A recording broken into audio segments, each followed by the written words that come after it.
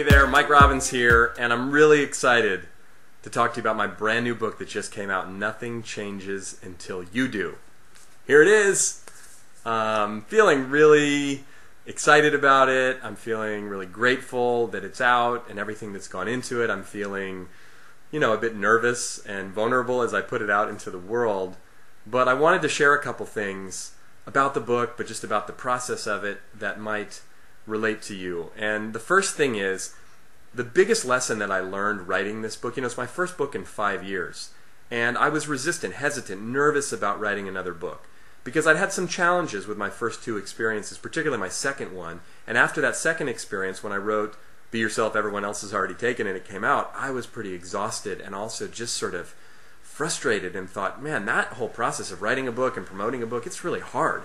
I'm not sure I really want to do that again.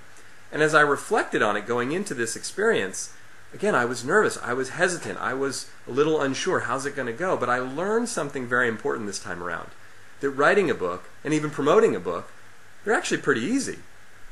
The hardest part is dealing with myself. And I think that's true for most things we do in life. Even the big things, even the really important things. Work and marriage and family and relationships and dealing with ourselves and our health and our finances and all the things that are most important, our goals, our dreams, whether it's stuff that we're going after or stuff that we find challenging, the hardest part of it often is dealing with ourselves, our reactions, our judgments, our fears and insecurities, our doubts, all of that. Look, making this video for you right now here, this is actually really easy and fun for me. The only hard part is judging myself and editing myself and questioning myself and thinking in my head, does this sound good? Does this look good? Is this too long? Is this too short? Am I talking too fast? What are they going to think? Is it too promotional? Do they like it? Do they not like it? Is this the right shirt? All of that noise in my head, that's the hard part. And that's a metaphor for how we relate to life. And the essence of this new book, Nothing Changes Until You Do, it's about our relationship with ourselves. How do we feel about ourselves? How do we relate to ourselves?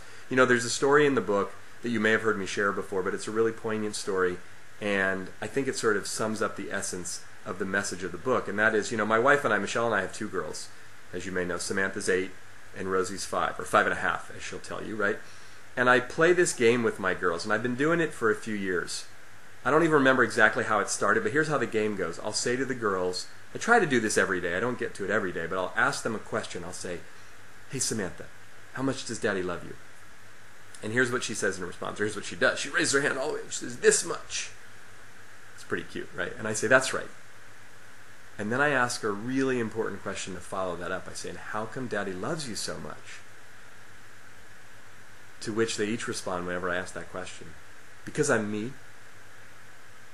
I say, that's right, honey, just because you're you.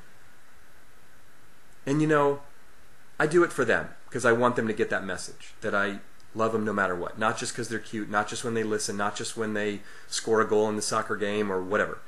Follow the rules. I mean, look, when they do follow the rules and listen and do all those things, it's much easier, right, for me as a parent, but I don't love them just simply based on how they perform or what they accomplish or all those external things. But I do it for myself for two reasons. I mean, first of all, as a parent, I do it because I got to remind myself, because it's easy for me to get caught up in their behavior and their appearance and their activities and all that, so much so that I lose sight of who they really are. And when it's most challenging, and I'm sure this will continue to be the case, as a practice for me as a parent, I want to keep reinforcing and reminding myself that my commitment is unconditional love.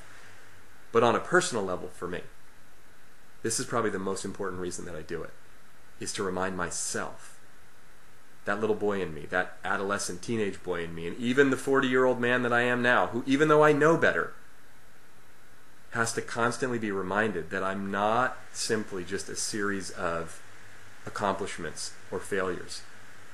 My value, my worth isn't based on what you think of me, isn't based on how many people buy my book, or do you like this video, or do I look okay sitting here, or whatever. Fill in the blank. And I think we erroneously get caught up in that in our culture so much that we think that who we are is based on all these external factors, when it's not. The truth of who we are is that we're valuable just because we're us. And when we can remember that, and when we can learn to value ourselves, irrespective of the opinions and the feedback of other people, and live true to ourselves in that way, that's when we really have freedom. that's when we really have power.